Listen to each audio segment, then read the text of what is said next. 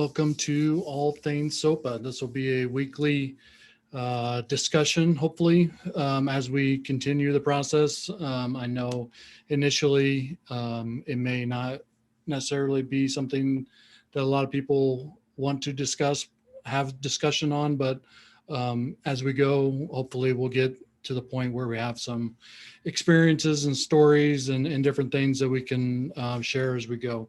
This is meant to be a weekly thing, so we'll just continue to utilize this as a platform for us to get together and answer questions and do all things SOPPA.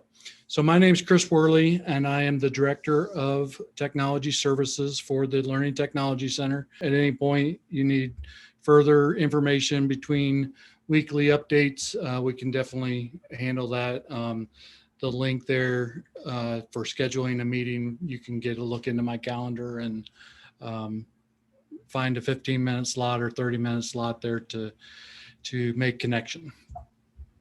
You guys are picking up pretty fast there. Just enter in that code Z972 and we'll just kind of get a comfort level with where you're at with SOPPA. If you get a 5, then you should be doing these sessions and not me. But I know that there are a few of you on here that have been doing some extra stuff. So I appreciate that as well. There you go. Thank you, whoever did the number 5.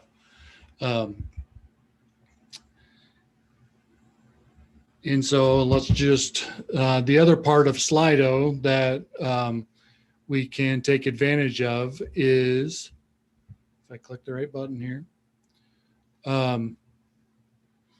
is actually a question and answer type thing. So the first question you may have is, what is SOPPA? For those of you that are kind of at that comfort level of 1, this page will help you kind of get a little background on that. There's a couple different documents on this page that I would reference you to. One is not actually a document, it's a video, and that's what is SOPPA, an introduction to the Student Online Personal Protection Act video, and that basically takes you through just a couple minute video of what the requirements of the law are and the legislation. Also, you can see that in a snapshot in the legislative brief at this link. And then another thing that Robin Schwartz just put out within the last couple of weeks is an in-brief on SOPPA. And so I definitely point you to those resources as something to learn more about what SOPPA is and what you need to do.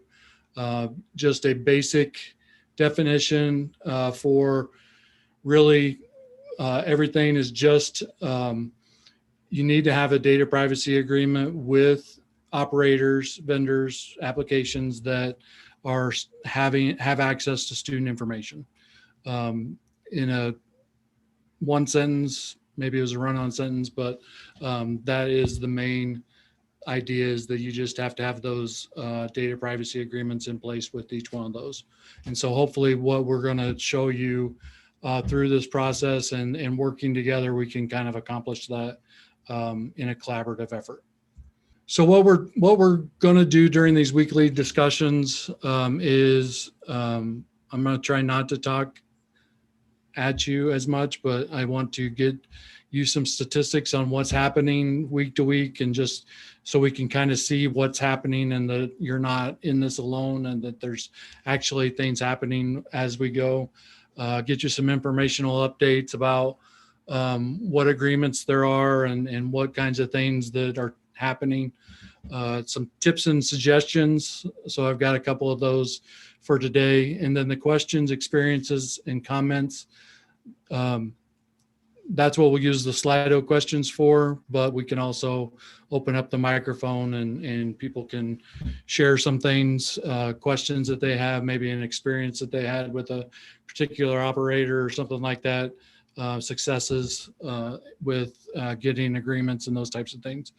And then as we go, another thing we'll do is share resources. So one of the things I'm going to share today is a couple of videos that Sean Mullins from Olympia School District put together that was part of that I'll share with you, and those are on YouTube. And then at the end of each weekly thing, what I'd like to try to do is some how-to type of stuff. So if during the week you're running into certain things and you need some how-to type stuff, we can do that at the end so that people that just kind of want to get the latest information, they can get that. But if there's people that want to stick around and get some how-to, I'll stick around to help us do that as well. So the updates and the questions and answers, hopefully that'll take maybe a half hour. And then if other people want to stick around and do some how-to stuff, I'm more than glad to do that as well. So some generic statistics that I threw together, and I'll try to make sure if I can find other interesting things within the data that'll at least show over time some different things. So this may eventually break out into a chart for each one of these to show you over time what's happening. But right now, out of the 800 and some school districts, we have 235 that have actually connected into the database. So 235 school districts have requested an account for the SDPC, ISPA tools. So we'll watch that number grow, hopefully, and see these other numbers grow as well. So the signed DPAs, there's 116 agreements that are in the database. The number of unique districts with DPAs, currently there's 27. So that is really the number of districts that are using this to upload their agreements into the database. And we can take a look at that as well. The number of originating district DPAs, these are data privacy agreements. The number of originating ones that can be piggybacked on currently is 36. So that means that if you're using one of those 36 agreements, then there's an easier way for you to get that agreement in place for your school district.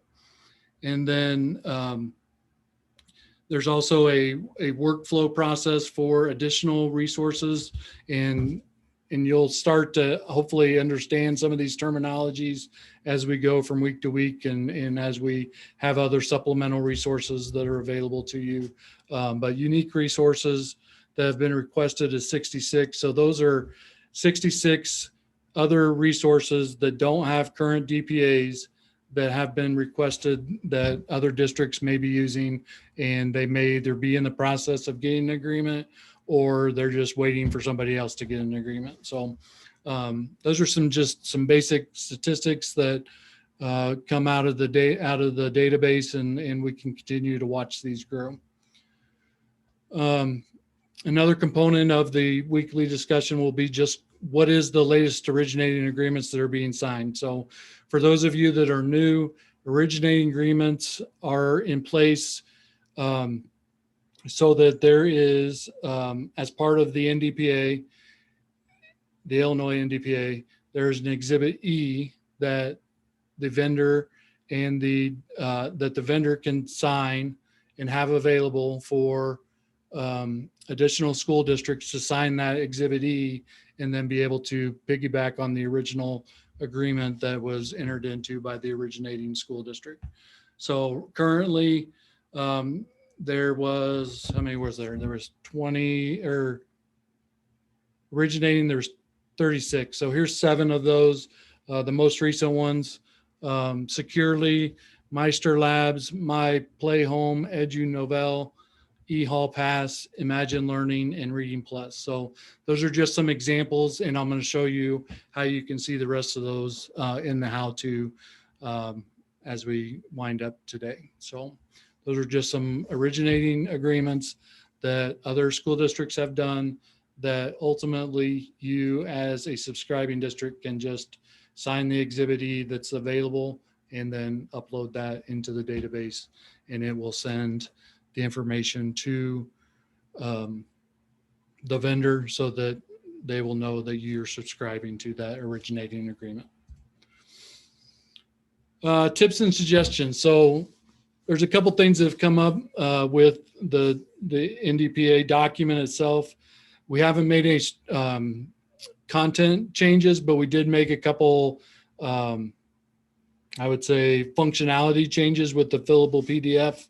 And so those changes are that the Exhibit E is now fillable. And to find the latest one, if you go to the link here and then go to the visit, and I'm pointing at my screen, you can't see that, the visit ISPA website, and then find the box that says data privacy agreement. You'll find the latest one, and it should be dated for the 1st of or the 28th of January. So that document, really the only thing that's changed is the fillable Exhibit H. And as we go along and you have questions about the technology and those types of things, as far as the actual document, the agreement, we can handle those as well. Other tips and suggestions, and this is something we're going to try to do at the LTC, is try to help facilitate some of the continuity and the effectiveness of the database. And one of those things that we're going to try to do is to help with the file naming and making sure that it's easier to see what certain files are and what other things are. And one of those things can be when you're naming the files that you're saving to the database. And so if you can save them with the name of the application and then the district name, that would be great. That would be helpful to you as well as us, especially if at any point you want to export this information and pull it out, or just even looking at it on your in your file structure on your Google Drive or in your OneDrive or on your hard drive or whatever. And as you get into this, you'll understand what the difference between the Exhibit E addendum is and the originating agreement. But and there's videos that I'm going to share with you today that'll help with that as well. The main thing is for the Exhibit E that you're uploading with the originating agreement, that bottom portion should be blank, because that's what school districts that come and see that you have an originating agreement, they're going to sign that bottom part of, they're going to download that bottom part of the Exhibit E, and they're going to sign that. So that needs to be blank. And that's why it's important that you distinguish that that's your application and your district name, and it's just the one-page Exhibit E that's there. And as we go, if we have more questions about that, I can definitely answer those. It's recommended that you have no spaces or punctuation in the name of the, beyond the dashes and the underscore marks in your file name. And then as a subscribing school, that document you download, that Exhibit E that you downloaded, again, just name it the same thing with your district name, and you're going to fill out that bottom portion and upload that document. And again, this will all make sense as you get through and start doing it, but I just wanted to point those couple things out. So how are you managing inevitable hard conversations with your staff on the fact that we may have to stop using certain tools until they become SOPPA compliant?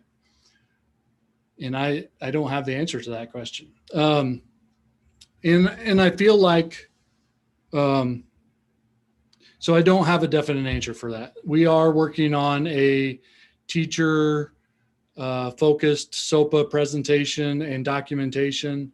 That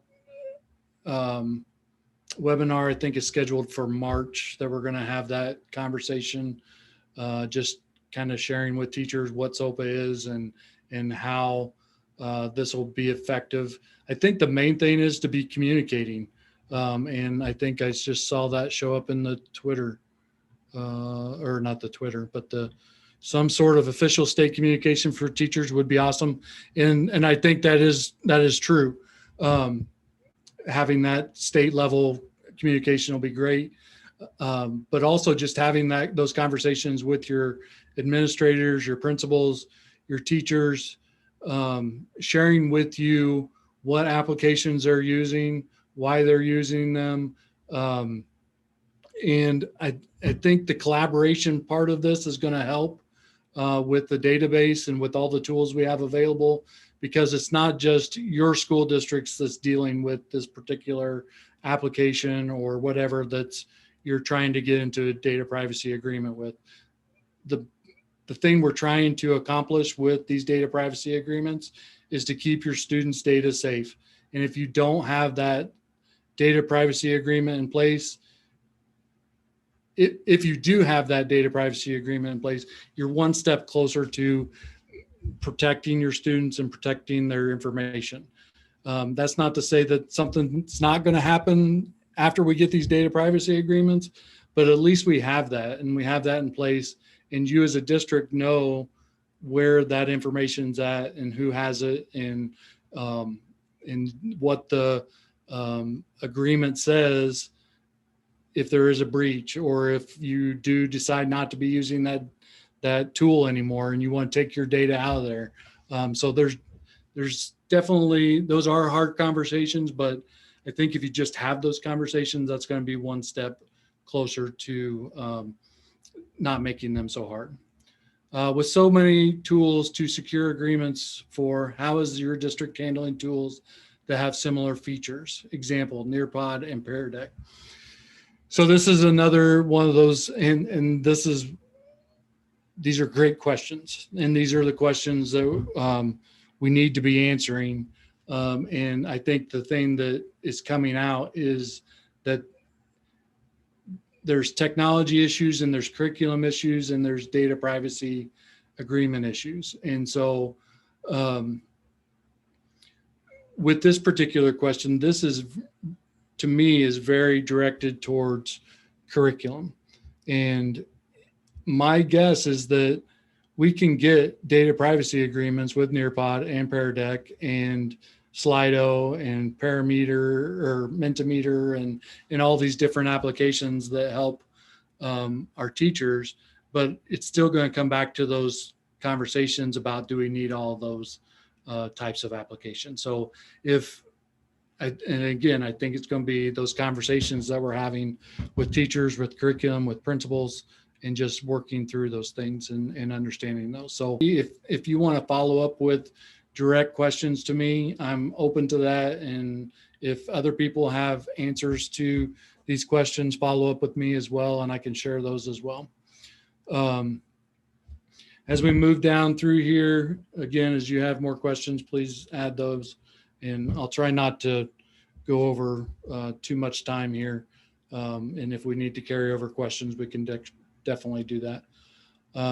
Will existing NDPA with a vendor or corresponding Exhibit E need to be worked if the Illinois NDPA is updated?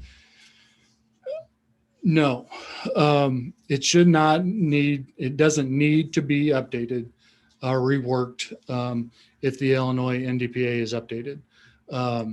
We are having the Illinois Association of School Boards and the Illinois, which has a group of school attorneys called the Illinois Council of School Attorneys, look at the Exhibit G, which is the state addendum for the Illinois NDPA. Also at the national level, they're looking at all the state exhibits and trying to find commonality within those as well, and getting feedback from states on the national clauses as well. So you're entering into a data privacy agreement as is. That document should stay in place. If for some reason there is some structural and something that is absolutely positively needs to be updated, then maybe yes. But with the structure of the originating and subscribing process and how the Illinois NDPA is meant to work, that work won't be incredibly overwhelming. It may be tedious, but we can work through some of those things. Whose responsibility is to renew an agreement when they expire? The originating district or the districts that signed on via Exhibit E. That'll be something we work through. Ultimately, it can be anybody that comes up with a originating agreement. So if after 2 years somebody else goes and gets an originating agreement, that could be the next agreement that people subscribe to. So there's nothing to say that you have to wait the full 3 years to get a data privacy agreement. But we'll have the ability within the database to see which ones are expiring, which ones don't have new agreements at this point. So some of that will be worked through the database and we'll be able to figure out some of those processes and workflows as we go. Is there any way to hold an informational event for vendors to get them up to speed and have them understand it in the best interest to get language together? I believe, so this is new to Illinois, but it's not new to many of the vendors around the country. Around the country, California, New York, Massachusetts, Colorado, they've all had data privacy agreements in the past with vendors. So that's definitely something we can think about doing. The vendors, we can definitely provide them with resources. If you have vendors that you're reaching out to and having issues with, please pass those along to me, and we'll work with them and work flow with them as well to try to figure out ways to do that. To eliminate all the one-to-one conversations between districts and vendors, can we organize a method to divide up and people to work on specific vendors? There's the possibility of doing that. And that is a portion of the database that's called workflow. And Sean goes into that a little bit in his videos that I'll share with you at the end here today. And we can definitely do some more how-to stuff on how that would work and how how school districts can check in there and say, hey, I'm going to put in an agreement with so-and-so, and I'm going to put in an agreement with another district. So it's definitely something we can look at doing. How is the state going to determine reasonable security practices? We, at the LTC, we put out some guidelines for what, quote, reasonable security practices could look like. And that is the implementation group, one of the CIS controls. And it's a very bare minimum list of security practices that school districts can, should, could, would be able to accomplish. And so at this point, nothing's come down from the Illinois State Board of Education or Do It or anybody like that. But we're open to definitely having some of that. Where are we at with Google? So there's a couple things going on that I've heard with Google. One is at a national level, we're collecting all the Exhibit Gs that go with the Illinois or with the state agreements. And then we're also taking the National Data Privacy Agreement to them. And if that is successful, then we'll have a blueprint for doing the same thing with Microsoft and Apple and some different things. Other things I've heard is that Google's aware of the SOPPA law in Illinois. They've been working with other states for many years. And so it's something that we'll definitely keep track of. And my suggestion with any vendor is don't get hung up on any one vendor. If you have an issue with a vendor, email me your communication with them, and I can develop a process or have a holding point to be able to have conversations with them, and just either kind of going back to that one question, talking to them about what the Illinois NDPA is, looking up in the nationwide database, what they've done in California, what they've done in Massachusetts, what they've done in Colorado, to understand more about what they've done in those states to know what it is we may be able to do in Illinois. So don't get caught up with this one vendor's not working with me or whatever. If you encounter anything like that, just pass them along to me. Not that I'm going to solve all the problems, but just it's not necessary for you to bang your head against the wall over and over again, trying to deal with one vendor with those types of things. So I hope that helps. That was kind of a fire hose of answering those questions, and I'll collect these questions, as well as I've got other questions that we're working on to get answers out and make that part of our resources on our website. So some of the resources that we do have available, and I know there's more questions in the chat, and I'll make sure that I get those questions saved and save the chat and make sure I get those things answered and as part of the record of these weekly discussions. The resources that I'd point you to are on this slide. There's a playlist with Sean Mullins is the instructional technology director at, I'm not sure what his official title is. He's the instructional technology guru at Olympia School District in Central Illinois. And he created a couple YouTube videos. I uploaded them to YouTube, and they have basically chapters or timestamps for each different little thing about the process. So if you're looking for a specific thing, or if you have a specific question about something, I can point you to those different resources and the timestamps that way. But my recommendation would be just kind of watch, listen those at some point, and then as you get into some of these individual things, if you have a question, you can go back and review that and see at one specific point in the video what is available. And then just utilizing the LTC resources that we have. The ISPA is the database tools.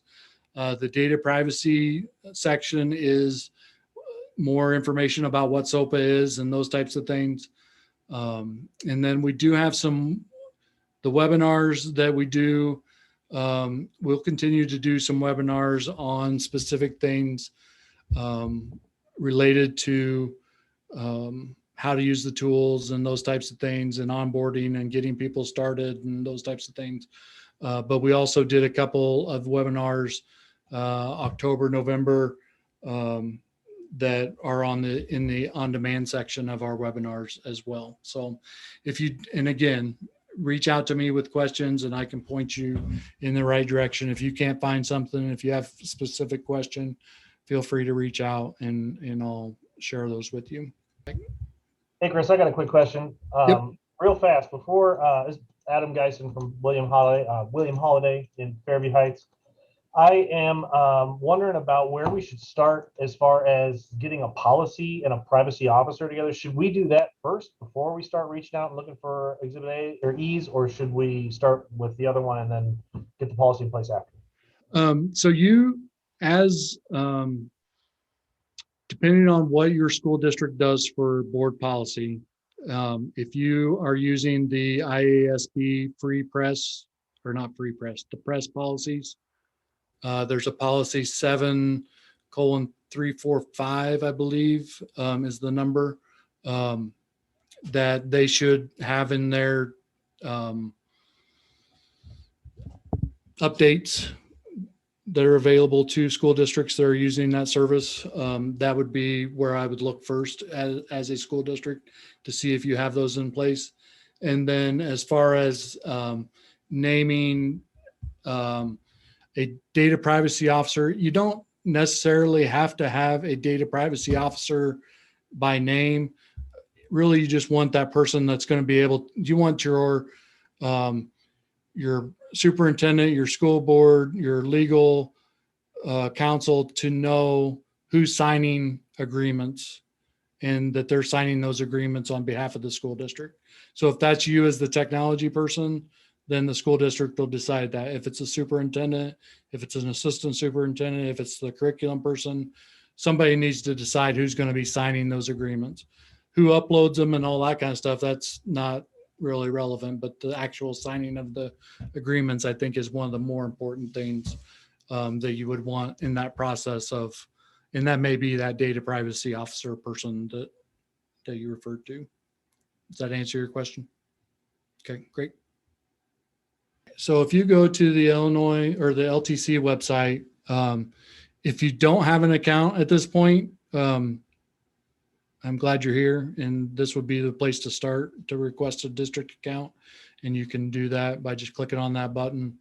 And then coming over here to select your district, and you can see that there are several districts that don't have accounts at this point in the SDPC. So if you do that and then fill out the information that's available, that'll get you an account.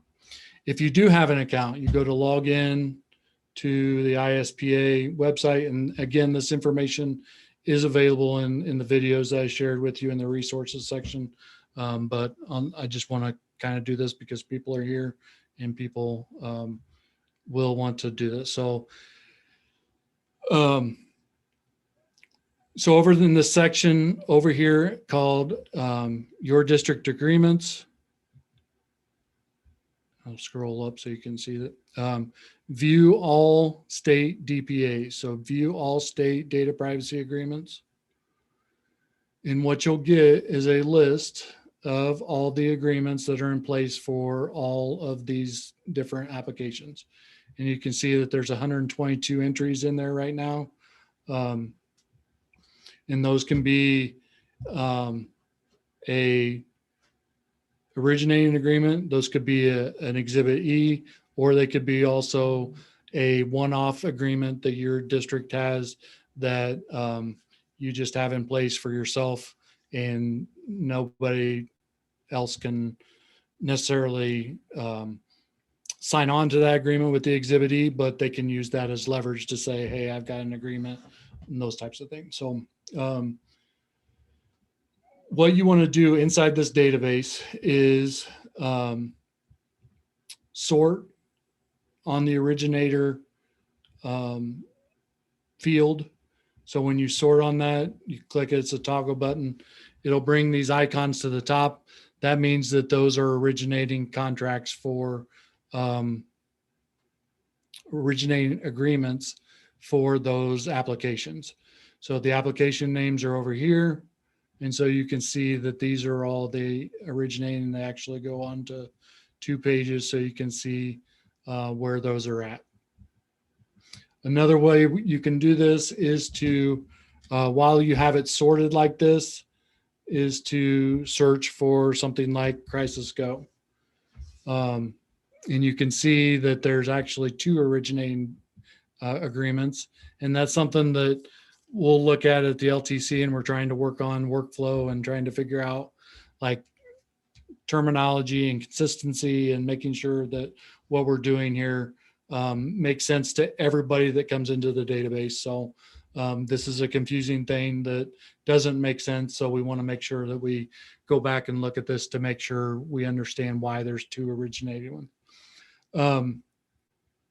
So once you know that there's an originating agreement, there should be an Exhibit E that is blank on the bottom that you as a subscribing school district can sign and then go through the process of uploading that to the database. So if you use Crisis Go, the first thing to do would be to look at the original contract. So you can look, I don't know if you can see it on your screen, but as I hover over this in the lower left-hand corner, should be the file name of the document. So it says Crisis Go _ Olympia CUSD 16. So that means that that is the originating contract between Crisis Go and Olympia School District. So if I click on that, I can see now, here's the agreement. And I just want to make sure that I want to go through here and make sure this is something that I want to subscribe to. Because if somebody's made a bunch of changes or they've added a bunch of things to it that may affect my school district as a subscribing school, I may not want to do this. But I can come in and see that the document's signed by both parties. I can then scroll down to the Exhibit B or Exhibit A, which shows the description of services. I can scroll down to the Exhibit B, which shows what data is being used or which data is being shared with the vendor.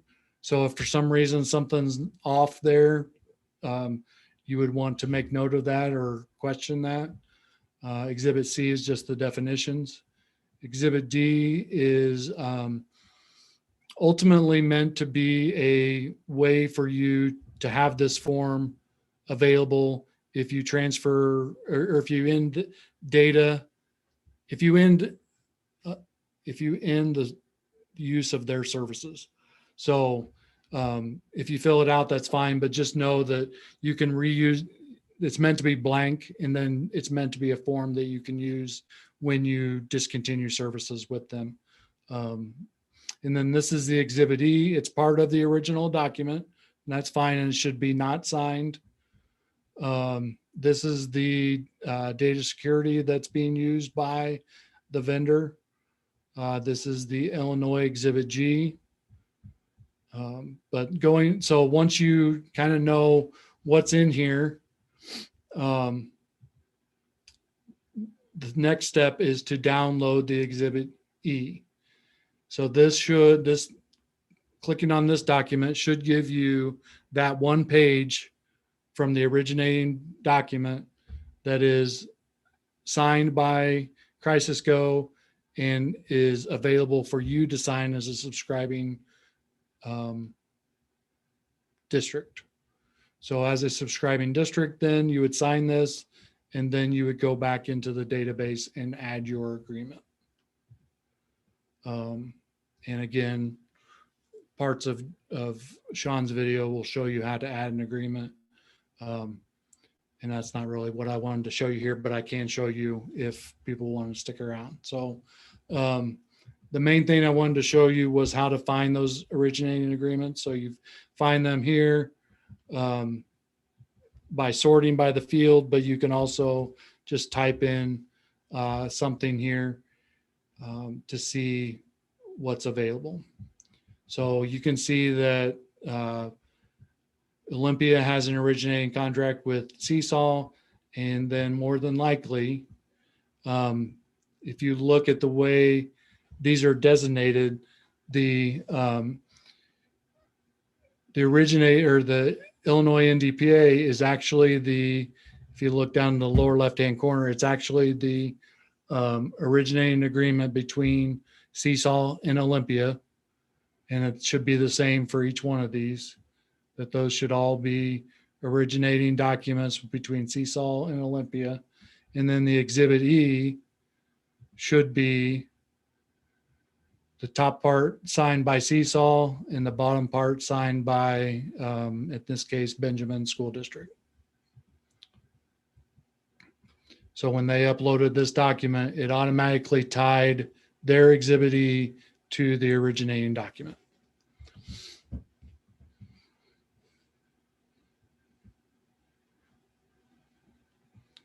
And then just to quickly show you the agreement, add an agreement. Yes, I have the signed subscribing agreement, the Exhibit E. So now I have a national standard agreement with Exhibit. I'm the subscribing LEA. So if I downloaded Crisis Go or I downloaded Seesaw, those are originating. These are only originating agreements within the database. So if I had signed the Crisis Go one, I'm going to do that, continue. And at this point, I would choose to upload that Exhibit E file. So just that one page document that I filled out the bottom of it that was originally filled out by the originating school district. I'm going to click on that PDF document and upload that. I could make changes here. The main thing I need to do is say that I've approved that as of February 9th, and it expires 3 years from the originating agreement. So you want to make note of the originating one. So it may be January 1st of 2024 is when that would expire.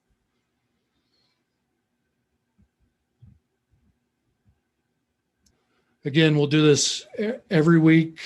As long as people continue to come, we'll have new people. We'll have people that are maybe just want to see what's going on, what originating agreements are coming up, tips and tricks. So that'll start out. That'll probably go faster as we get going. So 15 or 20 minutes to do that. Good heads up. If there's experiences or anything people want to share, you can reach out to me during the week and I can make sure I have room for you to do that. Donna had put in there, you have to notify the vendor of your signed Exhibit E. The way that I understand that is no, the SDPC database will automatically send an email notifying the operator that you have signed on to the Exhibit E. But one thing I'm not 100% sure on is if, as an originating district, when you go and put in your agreement, you have to put in an email address of the person that's going to be sent to. And you get that from your Exhibit E when that's all filled out. If I don't type that in correctly, or if I mess that piece up somehow, then I would assume that those emails all just bounce and that those people never are made aware. So it may not be a bad idea to follow up with your contact no matter what, but technically speaking, they should automatically get sent.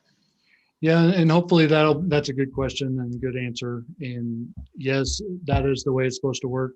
And yes, I hope that we as the LTC can help manage some of those expectations and look at and make sure that those emails somehow, like, I don't know how I can monitor what emails are bounced back and stuff like that, because I'm not sure really where they get sent from, but that's something I can talk to the Student Data Privacy Consortium people about to understand that process better, so that if they are getting bounce backs from emails, that somehow alliances could be made known, aware of that, so that we can go in and help make that change or suggest that you make that change or whatever. So, but it should be an automatic process. When you hit upload your Exhibit E, that email should be sent, and that should complete that process for you with that vendor.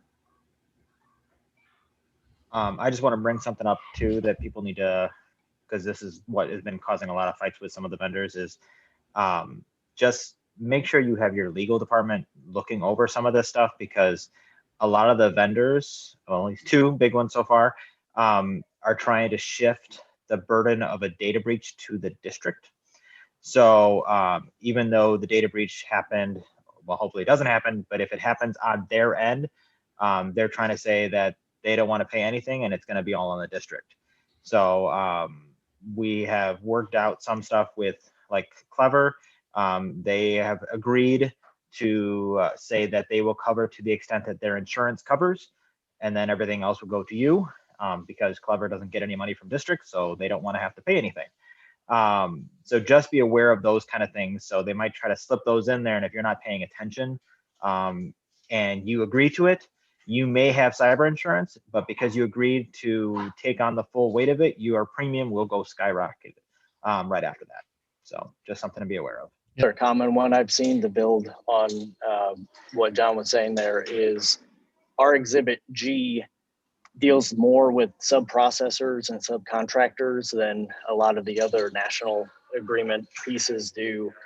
And I've had multiple folks try to exclude a section in Exhibit G that says that they need to update their sub-processor list twice a year.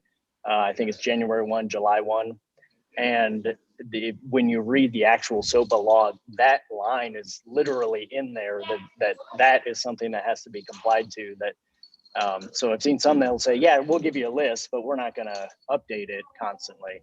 Well, that's just part of the law. So I'd hate to see that struck from anything, because then we're really not in compliance at all with the law. So yeah, the Exhibit G is meant to be inclusive of only laws. I mean, it's not meant to be, this is nice to have, or this is something that would be good, but not necessarily. I mean, it's meant to be, Exhibit G is meant to be what the law is and nothing more. And so if you're allowing vendors to say in Exhibit H, or even just redlining through the Exhibit G, they really shouldn't be doing that. So we need to make sure that we don't as much often as we can. Hey, Chris, one thing I was Go going to throw out there, because I've been attacking a lot of the, trying to get some of these original agreements. One thing that has helped me, for those of you who are going after some of these guys, look at the other states to see what agreements are out there, because remember, and a lot of times you're dealing with reps that are Illinois only, so they don't know what's going on in other states. So it actually helped me fast track a couple conversations by saying, hey, New York's got this one, or California. And then that way they know, because it says on there, one firm was, oh, that's our legal guy, let me get it right to him. And it sped up the conversation because they know someone higher than them already is aware of what's going on. Yeah, I had an email just today about like SysCloud as being just a question. Do we have to have an agreement with them? What kind of agreement do we have to have with them? So I searched the national database, which allows me then to see, okay, so here's a name of a person that may be somebody that I want to contact. And then here's an agreement that they have with California. It's not the national agreement, it's a California agreement, but it's just something that's already in place that I can look at to see. And that's a great point, Mike. Thanks for bringing that up. So searching the national database allows you to, and that's over here in the left-hand side, to be able to do that as well. So it's also a good reminder for us to make sure to put in all of that contact info when we get it and put it into the database, because I too have taken advantage of that from other states. And if we put it into ours, then other states can take advantage of the contact info that we have too. Also, one thing I've been doing too for vendors that we might not have a contract with, I go straight to their legal department. So I might look for a sales rep, but I also contact legal department because it's all going through them anyways. So you might as well start there. this is great. Appreciate you guys sharing and the effort that you guys are putting out, and just people taking the time to be here today. When things started getting put into the new resources area of the database, so if you go into your resources, you can go to view statewide new requests. When things started getting put into here, there wasn't a lot of detail to start with, and honestly, there still isn't really a lot of detail. I can come into here and I can see that a certain school district has reached out to Waterford or STEM Scopes. At least I assume that they have reached out. There's actually no indication here that they have actually communicated with a district. They could have just gone in here and put it in as a request because they use the tool in their district. So I don't get any detail. Well, and then I noticed there is this progress and modified section over here. So I figured out, how in the world do we get that to work? So if you look at like the IL-NDPA requests, there's a lot more detail here, because this will actually say, hey, I have received communication back from Mastering Manager. That was last updated back in December. or we have a contract ready to go with IXL, but they have modifications pending, and I'm not dealing with that. Chris Worley's dealing with that. So it's in a holding pattern right now. Now, the thing with this progress piece is that is done in this manage progress workflow spot under account management. And every district has the ability to set up their own progress workflow. So that leads to both flexibility and maybe a complete mess of a ton of different things showing up in that progress column. So I'm not in charge of figuring out how this eventually works out, but it seems like a pretty good idea if districts at least do something with this and put what step they are currently on with a request when they put it into the system.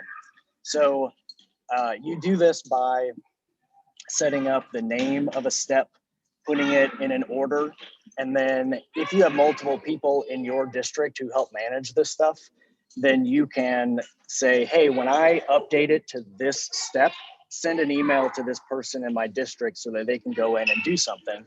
We don't do that in our district, but that could be useful for a larger district. So I just set up, what do we have, 4 different steps. Request has been placed, communication's been received, modifications are pending, and then, hey, I have a contract ready to go. I think people could definitely come up with their own progress workflows, but just something that provides a little bit of insight into the other districts, I think is great, because then we can go into the statewide requests area.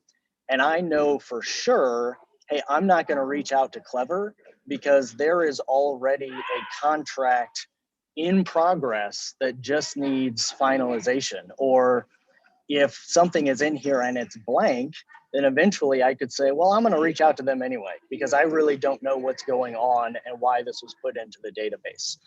So that's the process, how it works. I think it would be good if you are talking to any other districts about this to introduce it to them and let them know that this is out there. That's all I've got. Unless anybody else wants to ask anything else while I'm in here.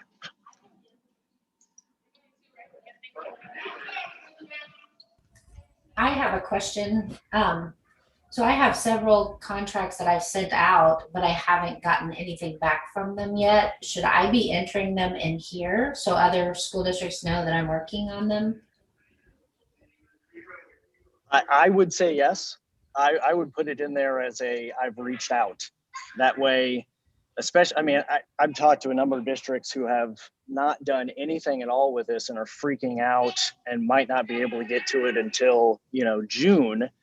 If they come in here and they look and they see that at least somebody else has reached out, it might be an operator that they hold off on trying to communicate with themselves, because they think, hey, this might get established before July and I can just wait. And they can maybe focus down their list to just the resources that are unique to them that aren't in the database already and focus on those, and then turn around and put those into the database for somebody else to maybe not have to reach out to. But that's a personal suggestion, not any sort of mandate. Sure. And I did add a slide with Sean's workflow steps. So if you want to copy those or utilize those, those can be added to your workflow process as well. So it's in the slideshow from the original slide deck.